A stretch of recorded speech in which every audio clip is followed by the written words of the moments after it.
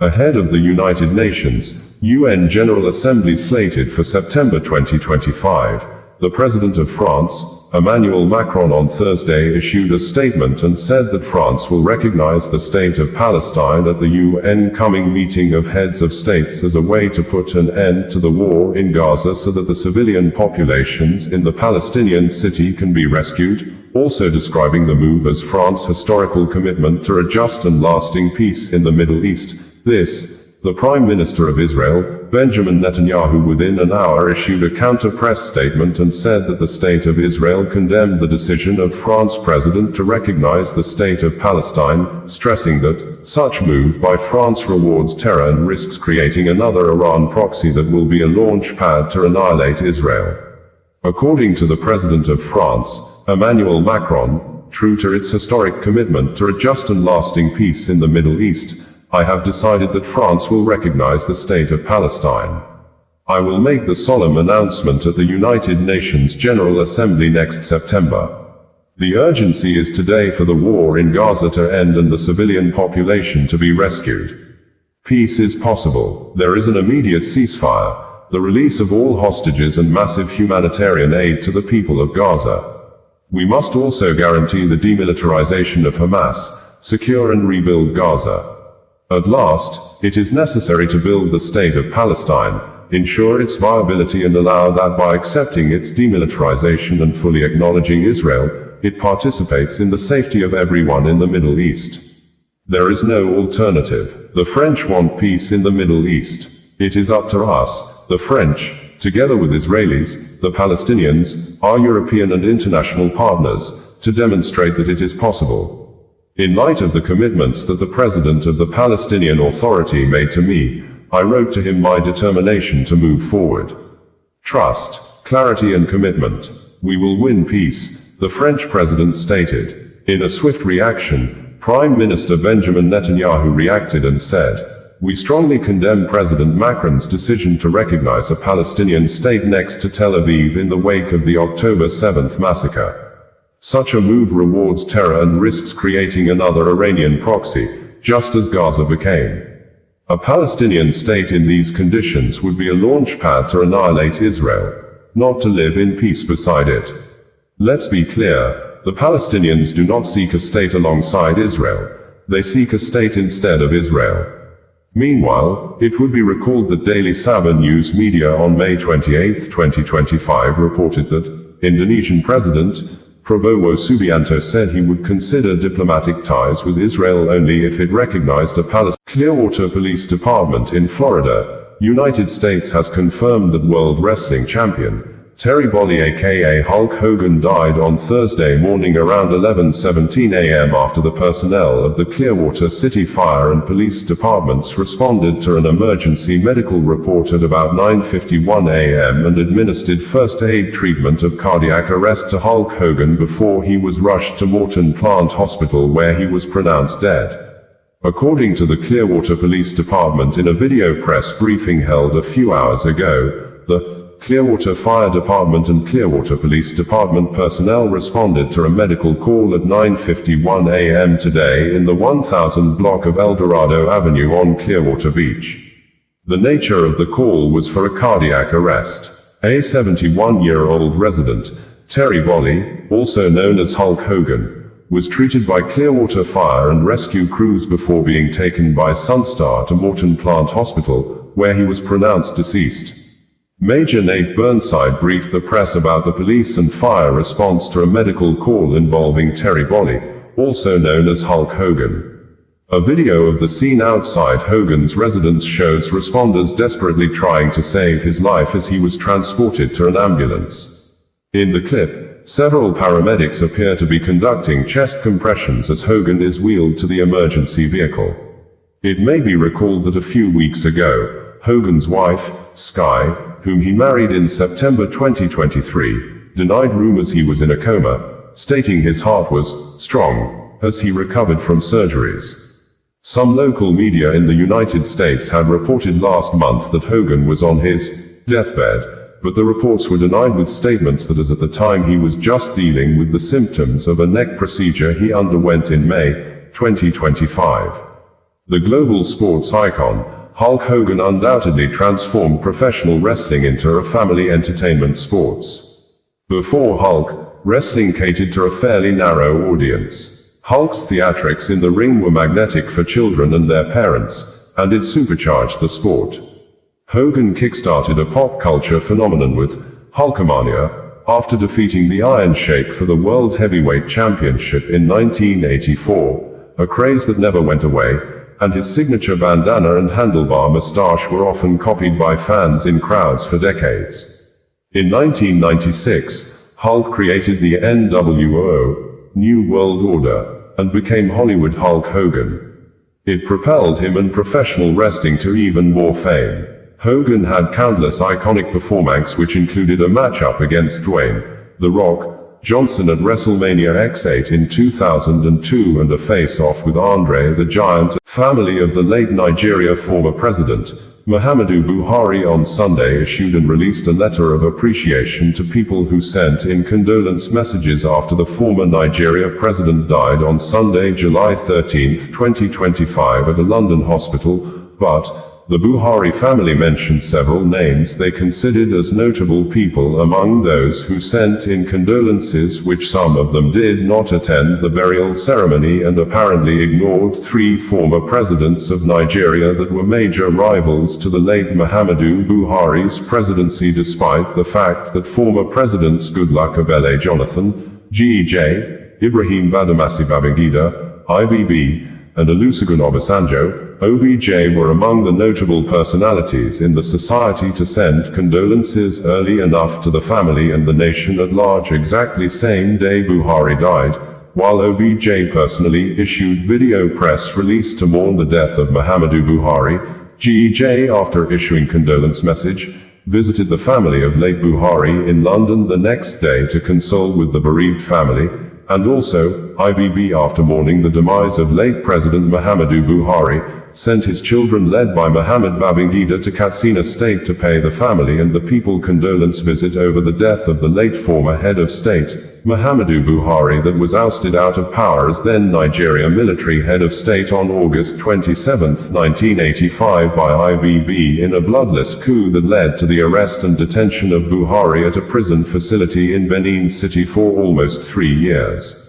Olusegun Obasanjo took over as Nigeria head of state in 1976 after Buhari's close associate in the Nigeria military, Murtala Muhammad, was assassinated on February 13, 1976, a military head of state which Buhari was part of the group of officers that overthrew the government of General Yakubu Gowon and installed the assassinated Murtala Muhammad as head of state after the late Murtala Muhammad led the 1966 Nigerian counter-coup in overthrowing the military regime of Johnson Aguiyi Ironsi and played a major role during the Nigerian Civil War and thereafter ruled Nigeria from the 29th of July 1975, during which he made Muhammadu Buhari became the first governor of Borno State following the division of the northeastern state into Bauchi, Borno, and Gongola states on February 3, 1976.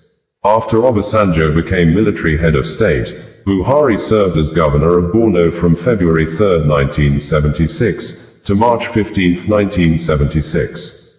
During the era of Murtala, Buhari was previously appointed as the governor of the northeastern state from August 1, 1975, to February 3, 1970. As multiple wars in the Middle East appear unabated, Israel, the main defender and attacker on multiple waterfronts in the city of Gaza, Lebanon, Iran, Yemen and now Syria, has ordered the Israel Aerospace Industries, IAI, to mass-produce Arrow missiles interceptors in a very large numbers, with the Israel Ministry of Defense saying that the state of Israel has increased its defense spending for 2025 and 2026 to 42 billion new Israeli shekels, which is approximately $12.5 billion.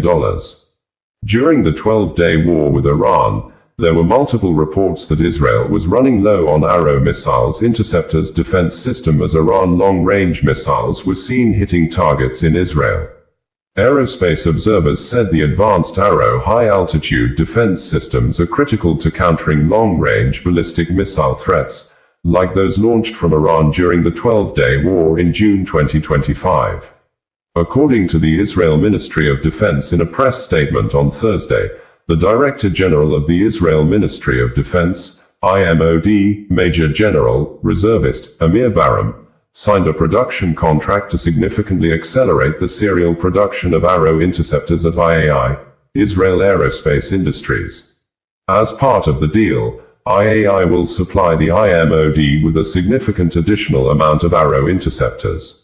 The deal was led by Moshe Patel, Director of the Israel Missile Defense Organization, IMDO, within the ministry's Directorate of Defense Research and Development, DDRD.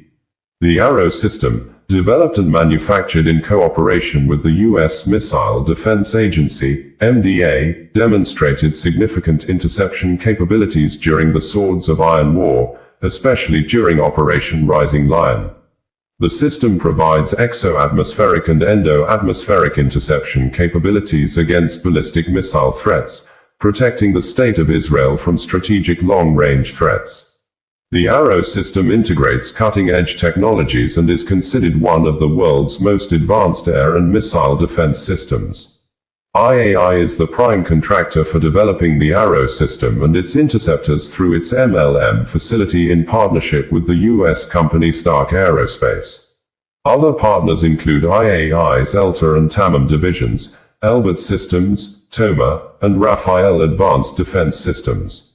The U.S. Missile Defense Agency, MDA, is a major partner of the IMDO at the ministry's DDRD in the development and production of Israel's multi-layered defense systems, including the Arrow and David's Sling weapon systems, and the production of Iron Dome defense system components.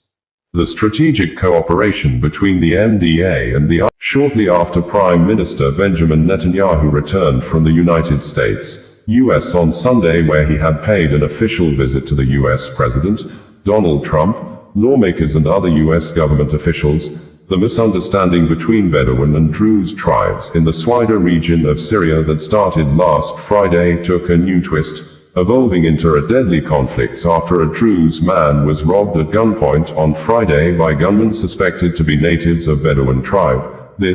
Druze residents in Swaida shortly on Friday mobilized, went after the people of Bedouin, arrested and detained a lot of natives from the Bedouin tribe, forcing the people of Bedouin to retaliate, and the conflicts led to mass killings, unabated. And on Tuesday, the Syria interim government soldiers entered Swaida reportedly to restore law and order, but Israel-based media reported that the Syria interim government soldiers, mostly members of the Hayat Tahrir al-Sham, HTS, assisted and joined the Bedouin militias to kill the people of Druze, and in a swift response, the office of the Prime Minister of Israel in a press statement on Tuesday, said, "The Prime Minister, Benjamin Netanyahu, and the Israel Minister of Defense, Israel Katz, have authorized the Israel Defense Forces, IDF, to attack Syria interim regime forces led by Syria interim President Ahmed Hussein al-Shara, who Israel Policy Forum, in a publication published in December 2024, stated that the new Syria presents fresh challenges for Israel,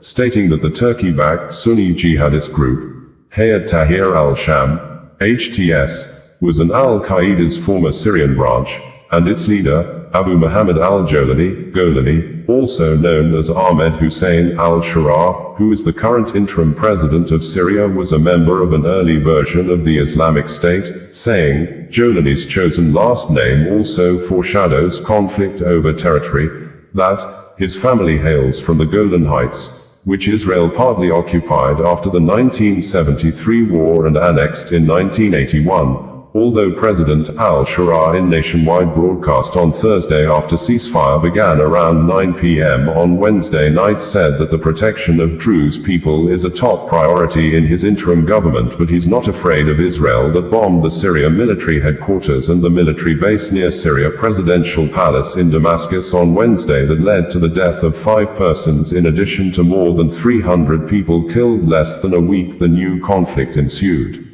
According to Reuters reporters, warplanes swooped low over the Syria capital and unleashed a series of massive strikes on central Damascus. The cityscape was blanketed in smoke with a thick plume rising from the defense ministry. We are acting decisively to prevent the entrenchment of hostile. President Bola Ahmed Tinubu has confirmed and announced the death of the Nigeria immediate past President Muhammadu Buhari at a London hospital at about 4:30 p.m. on Sunday, after years of rumors and speculations by the detained leader of the indigenous people of Biafra, IPOB, Mazi Nnamdi Kanu, that the person that ruled Nigeria for the last 8 years died few years after he took over office on May 29, 2015. The news of former President Buhari's death came at a time the ex-president was a major point of discussion during the preceding week after the personal media aide to the late president, Garba Shehu, confessed he lied to cover up the health issues of the then President Muhammadu Buhari, a confession the indigenous people of Biafra described and said that the Garba Shehu's confessional statement about the use of the Villa Rat invasion story to cover up former President Muhammadu Buhari's illness vindicates its detained leader, Nnamdi Kanu, who had speculated years ago, starting from 2018, that the real Muhammadu Buhari died few years after assuming office, that the man that ruled Nigeria for the last part of first tenure and second tenure was Mr. Jubril al-Sudani from Sudan. In a statement on Saturday by the Biafra Group's spokesperson, Emma Powerful, IPOB said Kanu was the first to expose Buhari's health condition and was persecuted for it. The group described Shehu's confession as a delayed confession born out of guilt and irrelevance. Where was this honesty when the Nigerian people needed it? Where was this truth when IPOB and our leader were being vilified, jailed, and labeled terrorists for speaking it? If this level of deliberate misinformation had happened in any sane society, those responsible would be in jail for subverting the constitution, undermining national security, and deceiving the electorate. But Nigeria rewards mediocrity, protects liars, and punishes truth tellers. The truth is like the rising sun. It cannot be suppressed. Today, Garba Shehu has confessed. Tomorrow others will follow. Aso Rock is a house built on lies, and the foundation is shaking, the statement added. The former president, Muhammadu Buhari, had begged for forgiveness if he had done anyone wrong. In 2023, he said at a gathering that, "Whoever thought that there has been some form of injustice on him, we are all humans. There is no doubt I hurt some people, and I wish they would pardon me, and those who think that I have hurt them, please pardon me." Late President Muhammadu Buhari stated this in May 2023, according to the video republished on X social media platform on Sunday by one of his former media assistants, Bashir Ahmed. According to the press release by the President, Anambra State Command of the Nigeria Police Force has repelled the simultaneous sporadic heavy gun shooting in Oko and Equilobia, when two separate groups of unknown gunmen engaged men of the Oko Divisional Police Headquarters in the Arumba North local government area in an early morning gun battle, and another group took over the Equilobia flyover bridge in the Aguata local government area of the state on Wednesday, resulting in the death of two members of the public and set ablaze the patrol vehicle of Agonichemba, the state special vigilante group, which, police said one of the attackers was killed during the deadly gun battle. And on Thursday, the police issued new updates, stating that an additional AK-47 rifle has been recovered from one of the fleeing assailants, while Biafra Armed Group, the Biafra Defense Forces, in a tweet on Thursday specifically denied any involvement in the mass shooting at Equilobia, stating, "Those impersonating them will one day run out of luck." According to the Biafra Defense Forces, the said incident that occurred yesterday at Equilobia is not in any way connected to Biafra Defense Forces, BRF, BNF, BLA, and BAF. Those impersonating BDF will one day run out of luck. Biafrans beware. Anambra State Police, in a new updates on Thursday, said that the police-led joint security force at Aguata recovered an additional AK-47 rifle with a fully loaded magazine in the late hours of the 9th of July 2025. The weapon is believed to have been abandoned by fleeing armed criminals following a sustained pursuit by security operatives. This development follows a violent incident in which assailants opened fire indiscriminately under the Equilobia flyover and launched an attack on the Oko Divisional Police Headquarters earlier the same day. The Anambra State Police Command acknowledges and appreciates the continued cooperation and support of residents within the affected communities. Members of the public are urged to remain vigilant and promptly report any suspicious activities to the nearest security agency. The area remains calm and under control, with surveillance and intelligence operations ongoing to apprehend the remaining suspects connected to the attacks, SP Tochukwu Akenga, Police Public Relations Officer, Anambra State Police Command stated in a press release on Thursday. Equilobia in Anambra State came under heavy mass shooting on Wednesday when some of the unknown gunmen could be seen in the series of videos posted online by eyewitnesses took over the flyover bridge in the community and were seen shooting sporadically, which scared both motorists, nearby residents and other road users.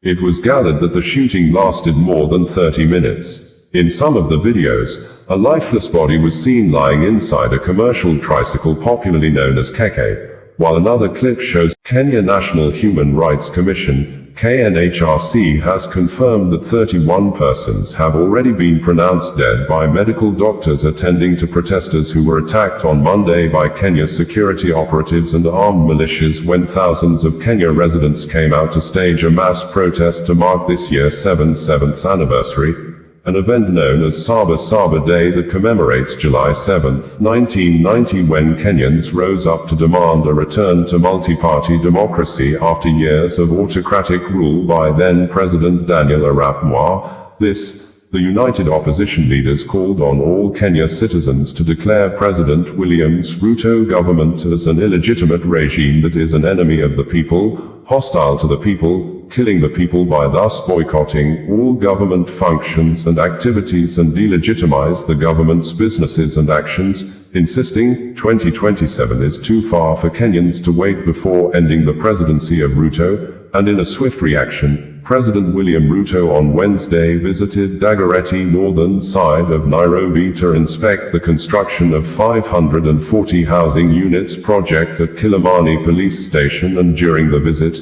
the president addressed the nation and declared those are apparent protesters who attacked fellow Kenyans, police officers, security installations and businesses as terrorists, stressing, such acts are a declaration of war and he will never allow retrogressive elements who want to rise to power through shortcuts succeed. Opposition leaders on Tuesday accused the government of deploying unmarked police vehicles to transport armed gangs to perceived opposition strongholds during the protests. They called for a national boycott of all businesses affiliated with President Ruto's administration, accusing his government of deploying state-sponsored violence and extrajudicial killings on Kenyans. This regime is hostile. It cannot be reasoned with. It must be resisted. We will not rest. We will not retreat. We will not surrender, the opposition said in a joint statement. Jeffrey Rigathi Gachagua, one of the opposition leaders and former deputy president of Kenya, said, on the 7th of July 2025, the 35th anniversary of Saba Saba, Kenyans took to the streets to protest. Unknown to the peaceful protesters, the tired regime of William Ruto had a well-organized, state-sponsored militia working in cohort with the police to maim, kill, destroy property, and blame it on the Kikuyu community. President Ruto's ICC cases are still ongoing and were paused after witnesses disappeared. It is clear that history is repeating itself. Ruto is hellbent on finishing his unfinished business with the Mount Kenya region. To President Ruto, I say this with a lot of humility. Please stop being angry. The people of 3 Israeli citizens, Liran Yakovov, Natanel Aviv and Ozchai Raham, have been convicted for stealing properties belonging to victims of the October 7, 2023 massacre when groups of Hamas fighters invaded the Nova Music Festival near Kibbutz Be'eri, barely 5 kilometers away from Gaza, with over 4,400 fun seekers at the music party, and killed more than 360 persons at the music festival, which led to the state of Israel waging wars in Hamas-controlled Gaza, Hezbollah-controlled Lebanon, Iran under Ayatollah Khamenei's supreme leadership, and recently in Houthis-controlled Yemen. According to Israeli-based media, Unet News, nearly 2 years after the October 7 massacre, prosecutors asked the Beersheba Magistrates Court to impose prison sentences ranging from 3.5 to 5 years and order compensation for victims on 3 Israelis, Liran Yakovov, Natanel Aviv and Oz Chai Raham, convicted of stealing property from the Nova Music Festival massacre site. The defendants roamed among bodies and burned cars, grabbing whatever they could, prosecutor Tehla Needham said during Monday's sentencing arguments. She noted that some stolen items belonged to innocent civilians who fled for their lives or were murdered during the attack, adding, they desecrated the dignity of the murdered, with bodies still lying in the area. Their actions violate the most basic societal norms. The prosecution also requested a fine of 80,000 shekels, $21,000, for the defendants. Anyone seeking to rob helpless citizens will not only lose out but pay double, Needham said. The defense disputed her claims, interrupting to argue that the accusation of looting near bodies wasn't in the indictment. Saying they were near bodies or burned corpses, when it's not in the charges, is an attempt to mislead the court, a defense attorney contended, adding that the proposed punishment was disproportionate. The act was disgraceful, but not severe enough to justify such a penalty, the defense said. Judge Shoshrid responded, it's well known there were bodies there, even on October 8th. Make your arguments in turn. She added that the trio's actions were planned, dismissing claims of them being foolish or childish. The verdict is expected by late September. It would be recalled that the Times of Israel reported on November 17, 2023 that police said that they had arrested 5 individuals suspected of stealing the sound equipment from a man murdered at the Supernova Music Festival in southern Israel, where over 260 were massacred by Hamas terrorists on October 7. The equipment, worth some 2 million new Israeli shekels, NIS, $530,000, was found in the homes of the flights of McAllen International Airport on Monday early morning were delayed for several hours as 27-year-old gunman, Ryan Louis Mosqueda ambushed and shot at the United States, U.S. Border Police Patrol agents in Texas, injuring 2 police officers and a Border Patrol employee, the suspect was later shot dead at the entrance of the U.S. Border Patrol Federal Building. This occurred less than 48 hours when, on Saturday, a North Texas police officer was ambushed at a DHS facility and shot in the neck by 8 men in body armor.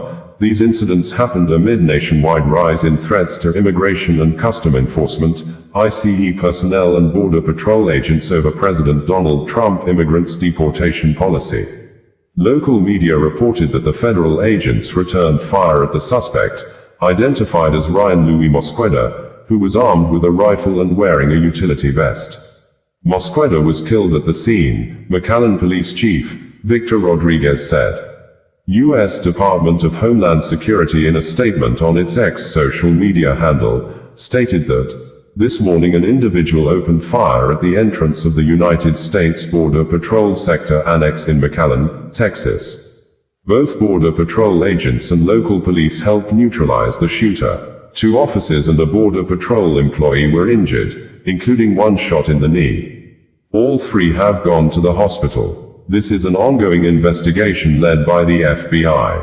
While blaming politicians for the continuous attacks on security operatives, the U.S. Homeland Security Department said, this administration is not playing games with the lives and safety of our ICE officers. ICE law enforcement is facing a 700% increase in assaults against them due to rhetoric from politicians like Mayor Bass. Secretary Noem's message is clear: if you lay a hand on a law enforcement officer, you will be prosecuted to the fullest extent of the law. The suspect never made it inside the building but fired many rounds at the building, Rodriguez said. Mosqueda has a Michigan address and arrived in a car with additional weapons and ammunition inside, the police added.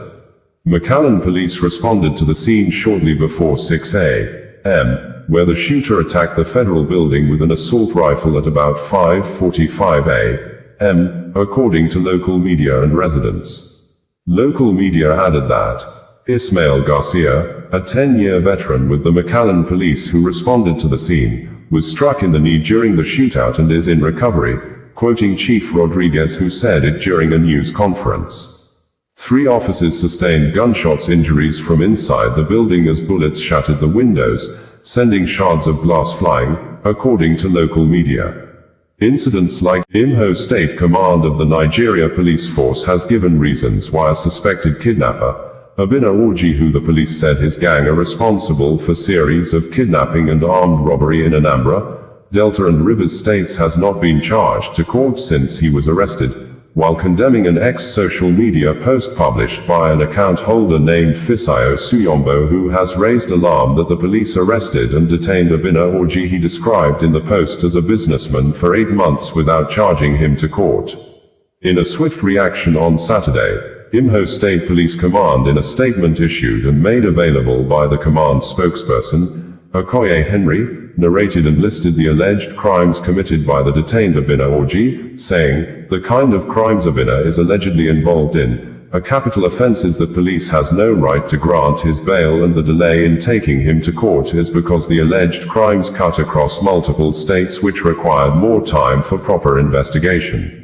Fisayo Suyombo, who often introduces himself as an undercover investigator, had tweeted on X social media on Saturday with a photograph of the police officer in charge of the case and said, SP Ola, the officer in charge of the anti-kidnapping unit of the police in Imo, has been detaining Obinna Orji, a 43-year-old businessman, for 8 straight months without charging him to court. SP Ola says nobody, not even the IGP, can compel him to act otherwise. And the police replied and said, the Imo State Police Command is aware of a recent misleading publication on the social media platform X, authored by Mr. Fisayo Suyombo, alleging the unlawful detention of one Mr. Obinna Orji by the officer in charge of the anti-kidnapping unit, CSP Olademeji Odeyewa. To set the record straight, Mr. Obinna Orji is a key suspect in multiple high-profile cases of kidnapping and armed robbery. He is an ex-convict previously remanded at the Okigwe Correctional Center, 2017-2019, over conspiracy and armed robbery charges. His most recent arrest was based on credible intelligence, linking him to a criminal syndicate involved in trafficking stolen vehicles acquired through violent crimes. Consequently, Obinna Orji and his syndicate ran out of luck when they kidnapped Chief Ekena Okafor on the 15th of November 2024 and dispossessed him of his Toyota Highlander SUV, a gold necklace, and other valuables worth over 20 million nairas, after which a ransom of 10 million nairas was paid. Swift tactical operations by the anti-kidnapping unit led to the arrest of 2 suspects, Chidozie Chukwu and Uchenna Chukwu, whose confessions subsequently led to the arrest of Obinna Orji, identified as a key figure in the kidnapping operation. It has been a sad Monday in Dhaka, the capital of Bangladesh, as one of the Bangladesh Air Force training planes crashed on students while they were taking test examinations, and some of them attending regular classes at Milestone School and College, with 19 victims already confirmed dead by local authorities, while over 100 persons, mostly students, are hospitalized. This, the head of interim government of Bangladesh, Muhammad Yunus, has assured the public that the government of Bangladesh will carry out investigation to ascertain the cause of the military plane crash, as some of the victims were seen walking out from the burning flames with almost completely burnt bodies. It was gathered that the plane crashed immediately after takeoff around 1 p.m. local Bangladesh time, which was 7 o'clock a.m. GTM. According to Hindustan Times, a Bangladesh Air Force F-7BGI training aircraft crashed into a college campus in Dhaka, killing at least 19 and injuring over 100 people. Local media reported that the leaders and activists of Bangladesh Chhatra League faced a brutal mob attack while donating blood to save the injured students of the Milestone School plane crash. Military and a fire official said the Bangladesh Air Force F-7BGI aircraft crashed into the campus of Milestone School and College in Dhaka's Uttara neighborhood on Monday afternoon, where students were taking tests or attending regular classes. Saidur Rahman, a National Burn Institute official in Dhaka, told Bangladesh's leading English daily, the Daily Star, reported that the death toll rose to 16 within hours as reported by CNN, and a few hours later, the Daily Star updated its reports to 19 confirmed dead and 100 persons injured. Parents and relatives panicked at the scene as rescuers, using tricycle rickshaws or whatever was available, transported the injured. Rafika Taha, a student at the school who was not present at the time of the crash, said, according to the Associated Press report, that Milestone School and College, with some 2,000 students, runs classes from elementary to 12th grade. On Monday, she said, some students were taking tests while others attended regular classes. I was terrified watching videos on TV, said the 16-year-old student. My God, it's my school. The Bangladesh Army's Public Relations Office confirmed in a brief statement that the downed F-7BGI aircraft belonged to the Air Force. Fire official Lima Khanum stated by phone that at least one person died and 4 others were injured, though she did not provide further details. A third-grade student was brought in dead, and 3 others, aged 12, 14 and 40, were admitted to the hospital. Bidhan Sarkar, head of the burn unit at the Dhaka Medical College and Hospital, bringing you the news in a more digital way.